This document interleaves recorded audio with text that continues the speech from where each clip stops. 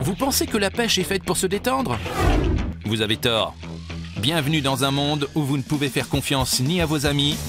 Tu disais qu'il n'y en avait pas beaucoup. Il est déjà en train de rôder quelque part par là. Ça n'annonce rien de bon. Maintenant, on est vraiment mal. Ni à vous-même. Et surtout pas aux poissons. Bienvenue dans Carp Wars. Cette compétition voit s'affronter les grands noms de l'univers de la pêche à la carpe dans une série d'1 contre 1 d'une durée de 24 heures. Les règles sont simples. 2 cannes par pêcheur, 1 point pour le poisson le plus gros et 2 pour le poids total le plus élevé. Après 15 batailles acharnées, les 2 pêcheurs avec les meilleurs scores s'affronteront dans une grande finale.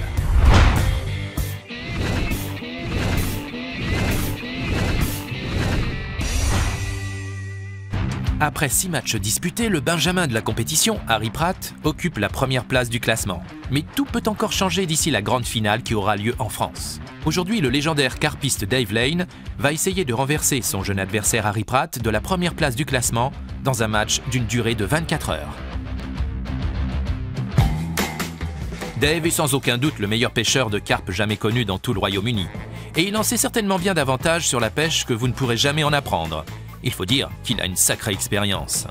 Je sais que Dave est réputé pour attraper les plus gros poissons. Il a été le premier à attraper plus de 5 carpes d'une vingtaine de kilos au Royaume-Uni, ce qui n'est pas rien. Harry Pratt s'est qualifié pour pouvoir participer à Carp Wars et pêcher avec ses idoles. Et à la surprise générale, ce jeune passionné originaire du Suffolk a remporté ses 2 premiers matchs. Il est inépuisable. Il ne s'arrête jamais. Je l'ai déjà vu pendant cette compétition se préparer pour la nuit. Il n'a même pas de bed chair, juste un simple siège. Il ne dort pas. Il est jeune. Il est plein d'énergie et il veut gagner. C'est au Valley Lake de la Fryerning Fishery dans l'Essex que va se dérouler cette rencontre exceptionnelle de 24 heures. Le lac couvre 1,2 hectare et compte plus d'une centaine de poissons dépassant les 10 kilos. 6 postes de pêche sont à répartir par tirage au sort. Dave obtient les postes 1, 3 et 4. Harry récupère donc les postes 2, 5 et 6. On peut dire que c'est en quelque sorte un affrontement entre voisins aujourd'hui, car Dave et moi venons tous les deux du même petit village dans le Suffolk. Heureusement, nous avons amené un peu de soleil avec nous aujourd'hui. Il y a de fortes chances qu'on bronze au cours des 24 prochaines heures. Les conditions météo aujourd'hui sont idéales. Il va faire jusqu'à 32 degrés. Je vais commencer par essayer de pêcher en surface, car j'ai déjà pu apercevoir beaucoup de poissons. Ça s'annonce plutôt bien. Il y a beaucoup de poissons dans ce lac. Vraiment beaucoup. Je m'attends pas forcément à en attraper plein, mais si jamais j'en attrape, je pense que ce sont de beaux poissons. Nous avons sondé le lac avant la compétition et il s'avère qu'un banc de gravier s'étend au centre de la partie la plus large du lac. Les postes 1, 2, 3 et 4 permettent facilement d'y accéder. Cela offre à nos compétiteurs la possibilité de pêcher soit en surface au-dessus du banc, soit dans les creux en contrebas, là où les poissons ont tendance à se regrouper. J'ai décidé de démarrer au poste 2. Les postes de Dave lui permettent en quelque sorte de contrôler la plus grande partie du lac. C'est le seul poste dont je dispose pour pêcher dans ce même périmètre. J'ai choisi de commencer ici car c'est là qu'il y a le plus de poissons. Harry a décidé de commencer par pêcher au zig. Il s'agit d'une technique recourant à des appâts flottants qui peuvent être immergés à n'importe quel niveau dans la colonne d'eau. Harry prévoit de les lancer à un peu plus de 50 cm en dessous de la surface du lac. Les poissons se concentrent en majorité dans cette partie du lac. Ils nagent vraiment en surface, donc les zigs sont plutôt une bonne solution. Je pense que ce match contre Dave Lane va me mettre à rude épreuve. Je suis sûr qu'il a plus d'un tour dans son sac.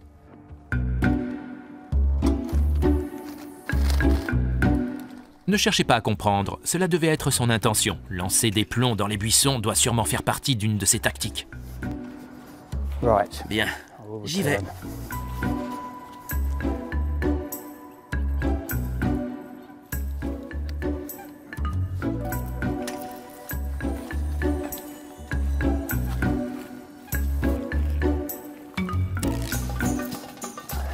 J'ai élaboré un petit plan. J'ai tiré au sort 2 postes qui longent la partie la plus vaste du lac. C'est franchement là que se trouvent tous les poissons, faut le dire. Mais il y en a aussi beaucoup à cet endroit, car le lac se rétrécit pour former une sorte de canal. Les poissons vont et viennent, ils passent sans cesse par là.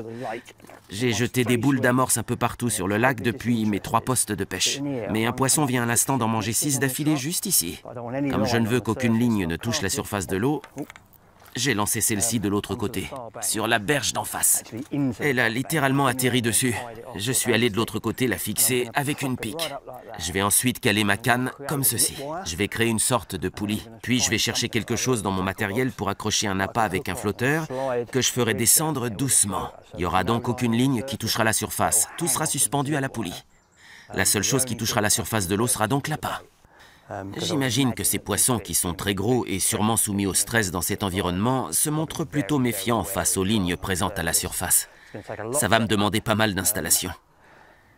J'ai jamais essayé ça auparavant. J'ai aucune idée de ce que je suis en train de faire. Ce n'est certainement pas une méthode reconnue. C'est peut-être un peu fou, mais bon.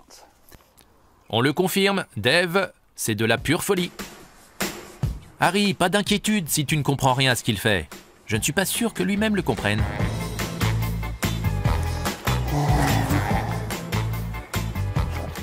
Je suis un peu comme un golfeur qui choisirait ses clubs alors qu'il n'a jamais fait de golf de sa vie. Tout ceci n'est vraiment et purement que de l'improvisation et de l'invention. Ça va flotter sur l'eau comme ceci. Mesdames les carpes vont sûrement penser qu'il n'y a aucun danger à s'en approcher. Elles risquent d'être fort surprises. Ça devrait le faire. Le système coulisse et quand le poisson va tirer dessus, tout va basculer. Ça sera dans la poche.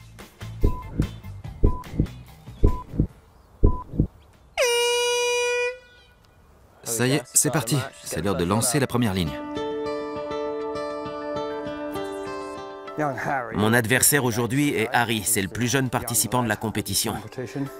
Il se débrouille vraiment bien. On peut un peu le considérer comme le lièvre et moi comme la tortue. Ou un vieux hibou.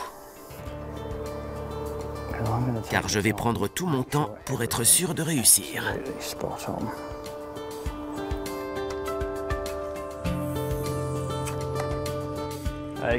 Et voilà, le premier spot est lancé. Juste au niveau des lignes. Je vois déjà d'ici qu'un nuage se forme. Je vais en lancer 2 autres, histoire d'en attirer encore plus. C'est important de rester actif pour ce type de pêche et de lancer régulièrement des spots. Plus les nuages restent longtemps, plus il y a des chances que les poissons arrivent. Nos analyses du poste 2 où Harry s'est installé indiquent que le banc de gravier se trouve à environ 6 mètres devant lui. Il a choisi de lancer ces 2 lignes à gauche du banc, à environ 2,80 m de profondeur. Et pour cela, il utilise des montages zig et des bas de ligne longs de 2 mètres.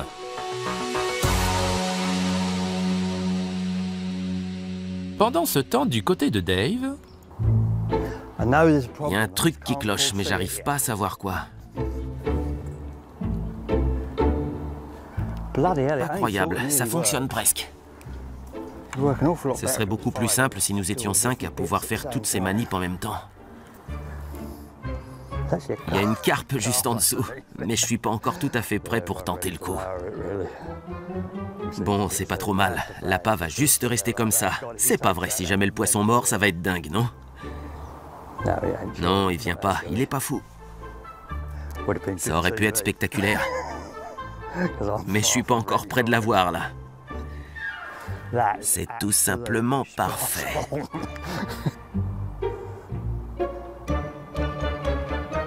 L'hameçon est même hors de l'eau, j'y crois pas. C'est merveilleux. Très bien. Je touche plus à rien maintenant.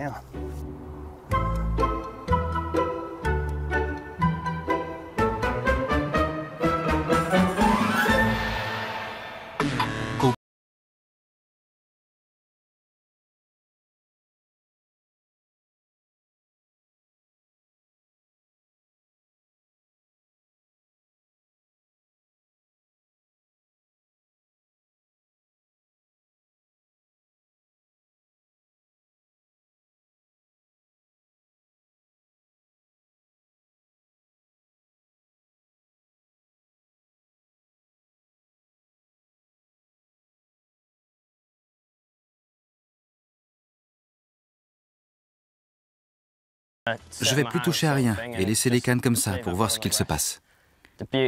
L'avantage avec ce type de flotteur en forme de bulle, c'est que grâce à la résistance qu'il exerce, l'hameçon s'ajuste quand le poisson mord et je n'ai qu'à récupérer le poisson comme si je pêchais en fond. Je n'ai plus qu'à attendre que le poisson morde. Il l'a pris? Non, il est juste passé en dessous. C'est presque ça. On n'est vraiment pas loin. Quand on pêche en surface, l'objectif est vraiment d'essayer de mettre les poissons en confiance en leur donnant de quoi manger. C'est quand ils sont nombreux à se disputer la nourriture qu'on a le plus de chances d'en attraper. Il fait vraiment une chaleur épouvantable. Je transpire à grosses gouttes. C'était pas une bonne idée de mettre un t-shirt noir aujourd'hui. Dave, qui n'a visiblement pas les mêmes problèmes de tenue, vient d'attraper un poisson. C'est certainement la plus petite carpe de tout le lac. Je l'ai suivie le long de la bordure.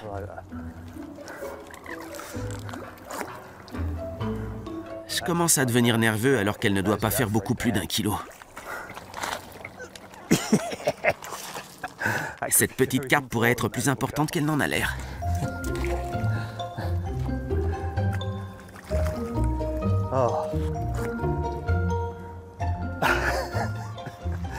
J'étais tranquillement assis à l'ombre en train de boire ma tasse de thé et de réfléchir. J'ai vu cette petite carpe qui nageait le long de la rive et qui remontait à la surface pour essayer de se nourrir. Elle était juste là, à quelques centimètres. J'avais un flotteur à portée de main et je l'ai simplement pris pour le mettre sur son chemin et elle s'est approchée. Elle a fait mine de ne pas le voir et au dernier moment, elle l'a saisie. Elle était pile là, je n'ai eu qu'à relever la ligne. Merci beaucoup. J'en ai attrapé une. Youpi! Je ferais peut-être mieux de la laisser, elle doit peser plus lourd que la carpe. Regardez-moi ça, quelle chance!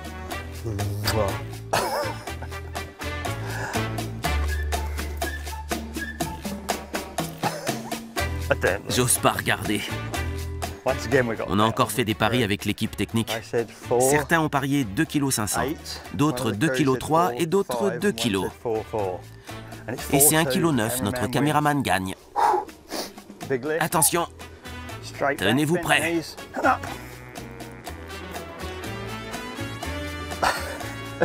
Vous le voyez pas, mais le caméraman est mort de rire. Comme quoi, il faut croire que la persévérance finit toujours par payer. Bien. C'est l'heure du thé. Qui en veut une tasse? Dave Lane et Harry Pratt s'affrontent aujourd'hui pendant 24 heures au Fryerning Lakes dans l'Essex. Harry, qui a recours à une combinaison prometteuse de zigrig sous la surface du lac et d'amorces flottantes à la surface, se retrouve pour le moment sans rien. Dave, quant à lui, a passé plusieurs heures à élaborer une nouvelle technique absolument diabolique qui ne lui a pourtant rien rapporté non plus. Mais en utilisant ensuite une ligne en surface, la chance semble lui avoir souri. Un peu. Mais avec les températures extrêmement élevées annoncées pour l'après-midi, leur chance semble soudain s'envoler. J'ai l'impression d'être dans une impasse. Les poissons se trouvent à plusieurs centimètres sous la surface de l'eau. J'ai essayé les zigs, j'ai essayé de les attirer à la surface. Rien ne semble fonctionner. Il doit faire 32 ou 33 degrés maintenant. En fin de compte, je ne suis pas particulièrement surpris que les poissons ne soient pas très réceptifs. Harry décide de rejoindre le poste 5 où il a aperçu de nombreux poissons. Mais il ne s'arrête pas là. J'ai décidé d'utiliser le joker, m'accordant la ligne de plus. J'ai déjà installé la pique et ma canne, tout est prêt. Il ne me reste qu'à fixer le filet PVA que je vais lancer sur la berge opposée. Je vais le fixer sur la rive. Ça ne doit pas faire plus d'1 mètre de profondeur et c'est un coin ombragé. Je pense qu'il y a plus de chances d'attraper des poissons qui passeraient par là. J'ai déjà 2 lignes montées avec des zigs, donc je pense que ça vaut la peine de tenter le coup sur la 3e.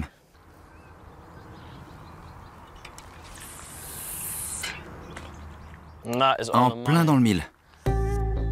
De son côté, Dave a finalement abandonné sa toute nouvelle technique de pêche pour suivre un banc de poissons jusqu'au poste 1. Les conditions sont vraiment mauvaises aujourd'hui. Il suffirait d'une seule prise pour tout changer. Elles ont les nageoires qui sortent comme les requins. Elles prennent le soleil. Au moins, elles bougent.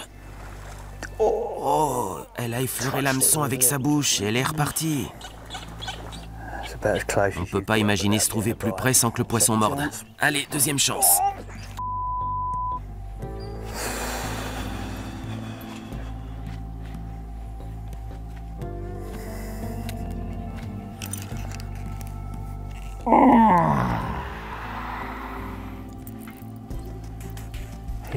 Des journées comme celle-ci n'offrent pas beaucoup de chances d'attraper des poissons. Et je viens de rater une opportunité en or. J'ai senti l'hameçon être attrapé et relâché aussitôt. C'est ta faute, Padower. Regarde comme t'as l'air idiot à remuer la queue.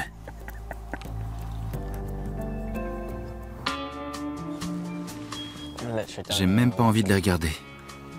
Vous avez vu? Il y en a plein. Ils vont, ils viennent, sans arrêt. À vrai dire, je pense que la chaleur est aussi difficile à supporter pour eux que pour nous.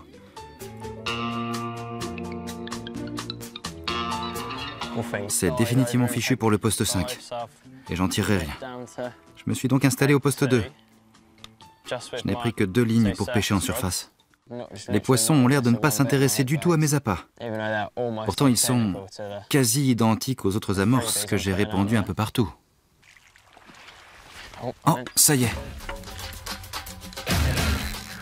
C'est bon. Grosse invasion à la surface, on dirait. C'est dur pour les nerfs.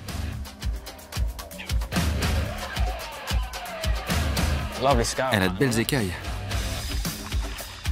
Oh, elle a vu le filet. Elle a eu peur. J'ai mis un pied dans l'eau au passage.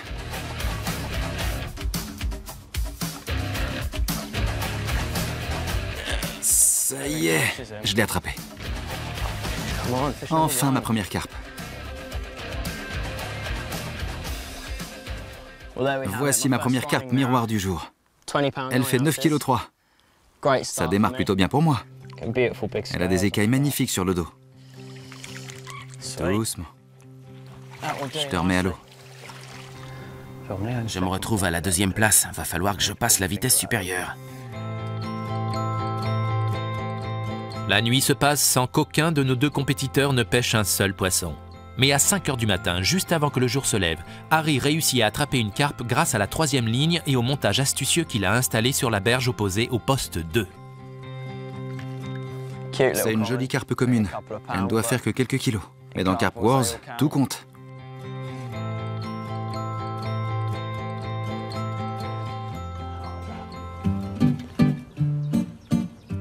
C'est bon? Tu es impeccable, Harry. La voici. Elle n'est peut-être pas aussi énorme que ce à quoi on pourrait s'attendre dans ce lac, mais elle rejoindra sans aucun doute les poids lourds un jour. Elle est vraiment toute petite. Mais c'est mieux que rien, pas vrai?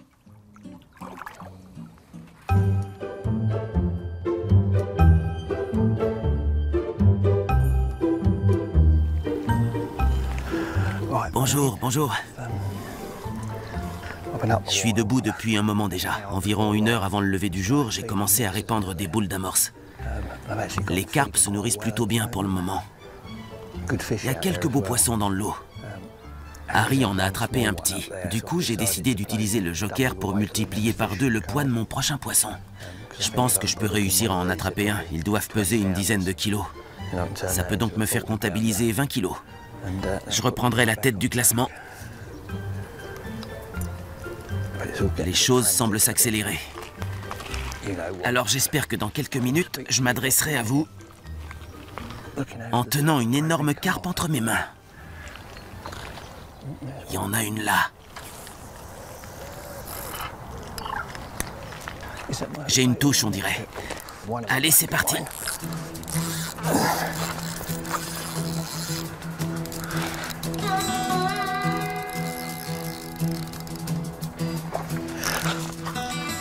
Ça y est, je la tiens.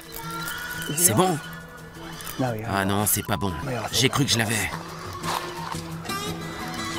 Qu'est-ce qui s'est passé?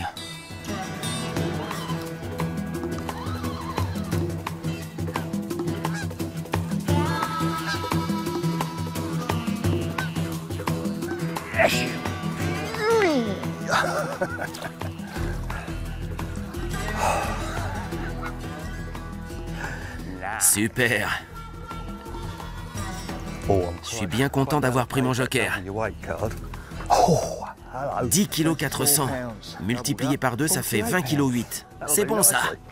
Je suis vraiment très content. Tu pensais que tu pourrais m'échapper, hein? Pas cette fois. Ravi d'avoir fait ta connaissance.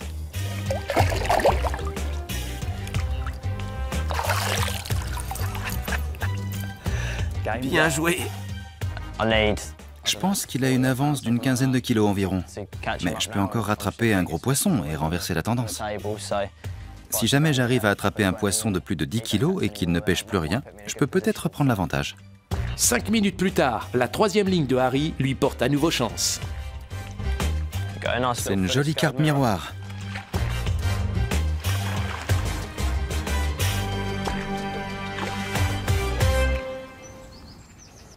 Et voilà mon troisième poisson. 5 kilos. Il est magnifique. Franchement, j'ai presque laissé tomber. Je vois les poissons qui passent, je continue de lancer des appâts, mais ils les ignorent complètement. J'ai davantage les yeux tournés vers le chrono que vers le poisson maintenant. Plus que 25 minutes. J'ai l'impression qu'une fois de plus, c'est terminé ici. Les poissons se déplacent en banc. Ils vont d'un côté puis de l'autre. Ils font demi-tour, repartent dans la direction opposée. Franchement, c'est inutile que je continue à m'occuper de mes lignes. Il reste moins d'une heure avant la fin. Et les poissons ne sont absolument pas réceptifs. Allez! Je viens d'entendre Dave crier derrière moi. Il est sur le point d'attraper un poisson en surface. Il a choisi la bonne tactique, ça ne fait aucun doute. Je vais aller voir où il en est. J'ai seulement essayé parce qu'il y a la caméra. Je pense que j'ai pas beaucoup de chance d'en avoir un. 4 poissons se sont approchés. Les 2 premiers ont ignoré l'appât, le premier a touché le flotteur et le second a frôlé l'hameçon. Si tu me bats, fais-le avec classe. On va pas remuer le couteau dans la plaie. Si je l'attrape, je gagne au moins avec un écart important. C'est vrai. Ça serait mieux pour toi. Oui, Comme ça, je gagnerai pas juste grâce au joker. ce sera plus facile à accepter. Exactement. Je préférerais ça si j'étais à ta place. Bien joué. Elle fait 12,8 kg. C'est pas mal, non? C'est sûr. Regarde comme elle est belle. En remportant les 2 points attribués au poids total le plus élevé et le point du plus gros poisson pêché, Dave rafle les 3 points de ce match. Il passe donc devant Harry et s'octroie ainsi la première place du classement.